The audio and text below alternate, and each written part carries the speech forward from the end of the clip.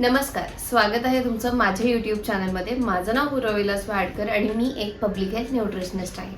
तर आजचा आपला विषय आहे की मी माझ्या रोजच्या जेवणाला किंवा माझ्या रोजच्या मील्सला अजून हेल्दियर कसं बनवू शकते.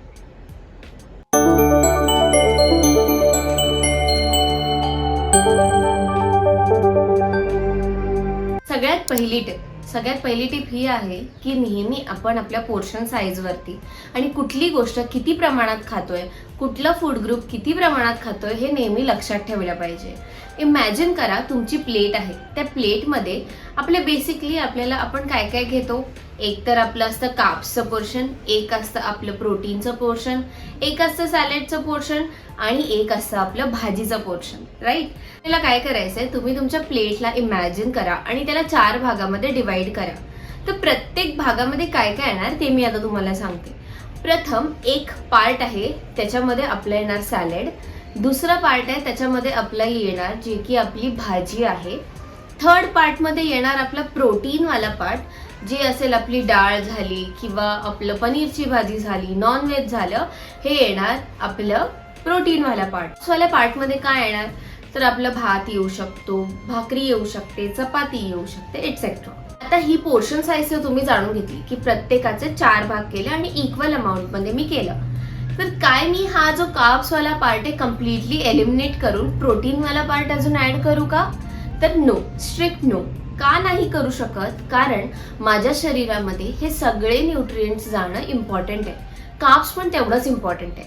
कार्ब्स काय करतं? कार्ब्स माझ्या शरीराला चालायला, बोलायला, आतल्या ऑर्गन्सला फंक्शन करायला, सगळ्या गोष्टीला जी एनर्जी लागते ती एनर्जी काय करतोय? प्रोव्हाइड करतोय. जर का तुम्ही विचार करा ती एनर्जीज मी कार्ब्सवाले सोर्सेस खूप कमी केले किंवा कम्प्लिटली एलिमिनेट केले तर काय होणार?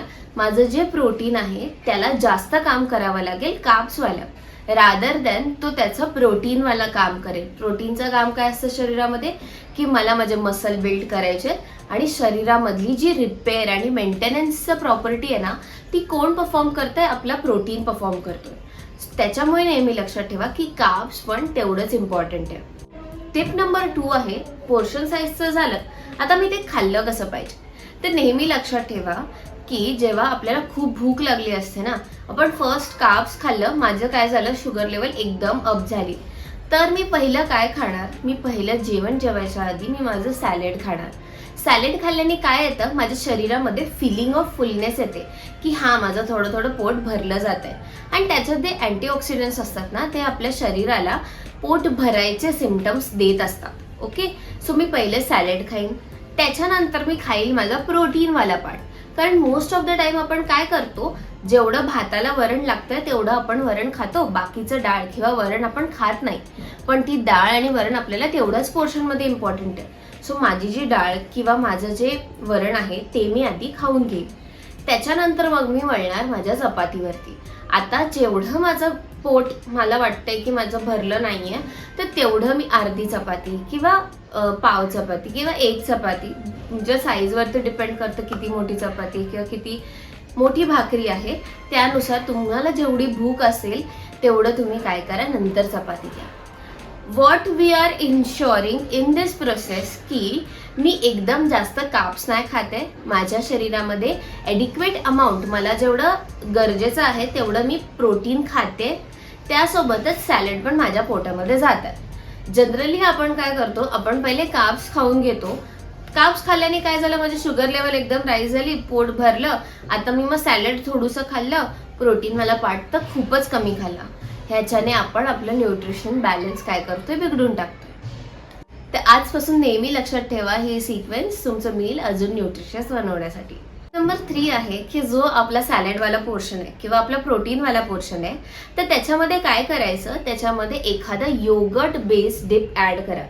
का?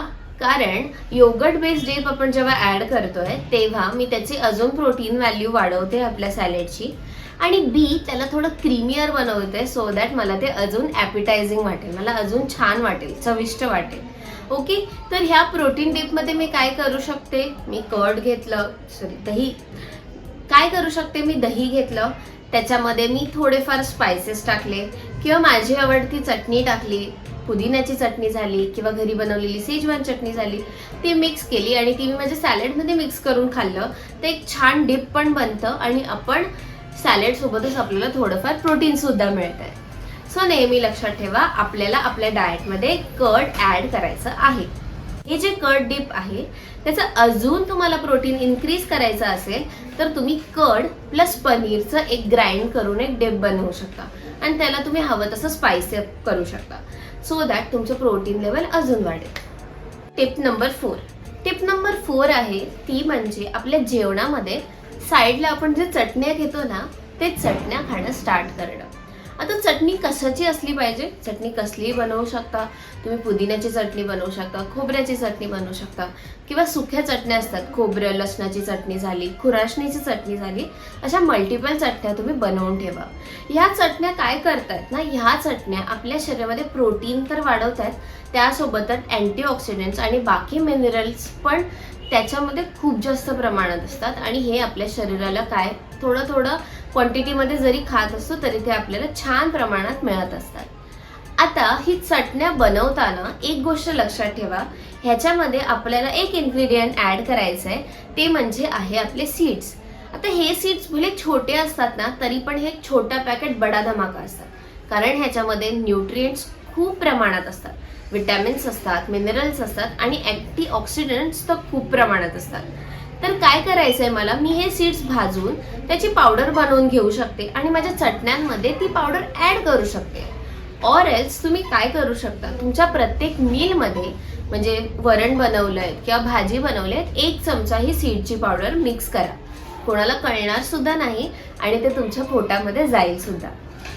आता टिप नंबर 5 काय आहे? टिप नंबर 5 आहे की आपण आपलं मील्स आहेत ते आपण प्लॅन केले पाहिजे. प्लॅन करणं म्हणजे काय, थोडंसं बसा की ह्या आठवड्यामध्ये मी कुठली भाजी बनवणार आहे, काय मी सॅलडसाठी खाणार आहे, काय मी प्रोटीनवालं खाणार आहे. कारण एकच गोष्ट तुम्ही रिपीटेडली खाल, तुम्ही सुद्धा बोर व्हाल. आणि जर का मी प्लॅनच नाही केलं तर मी ग्रोसरी कसं आणणार, मी सामान कसं घेऊन येणार. आणि एक ह्युमन टेंडन्सी आहे की आपण जे समोर बघतो ना, ते आपण मोस्ट लाईकली आपण ते खातो. फॉर एक्झाम्पल, जर का आपल्या समोर ॲपल्स किंवा फ्रूट्स आहेत आणि आपल्या बाजूला बिस्किट्स आहेत, तर मोस्ट लाईकली आपण ते ॲपल आणि फ्रूट्स खाऊ. जर का ती अवेलेबिलिटी नसेल तर आपण काय करणार, बिस्किट्स किंवा जे पण काही जंक घरात अवेलेबल आहे ते आपण खातो. सो मेक शुअर करा की तुम्ही तुमचे मील्स आधी प्रॉपर प्लॅन आउट करा आणि त्यानंतर त्या अकॉर्डिंगली तुमची ग्रोसरी लिस्ट बनवा आणि ते पर वीकचं आणून. तर या होत्या माझ्या 5 स्टेप तुमचं मील अजून न्यूट्रिशियस बनवण्यासाठी. नक्की कळवा तुम्ही कुठलं टिप फॉलो करणार किंवा कुठली टिप तुम्ही जनरली तुमच्या लाईफमध्ये फॉलो करता, हे मला डेफिनेटली कमेंटमध्ये कळवा. अजून काही तुम्हाला जाणून घ्यायचं असेल तेही कळवा, मी नेक्स्ट व्हिडिओ नक्की त्याच्यावरती बनवेन. धन्यवाद तुम्ही हा व्हिडिओ पूर्ण बघितल्याबद्दल आणि तुमचा वेळ दिल्याबद्दल. असाच तुमचा वेळ मला देत राहा आणि मी तुमच्यासाठी असेच छान छान व्हिडिओ घेऊन येत राहीन. हा व्हिडिओ जर का आवडला असेल तर नक्की लाईक करा आणि सबस्क्राईब करा. तुमचं एक लाईक, तुमचं एक सबस्क्राईब मला खूप मोटिवेट करतं नवीन व्हिडिओ बनवण्यासाठी. धन्यवाद.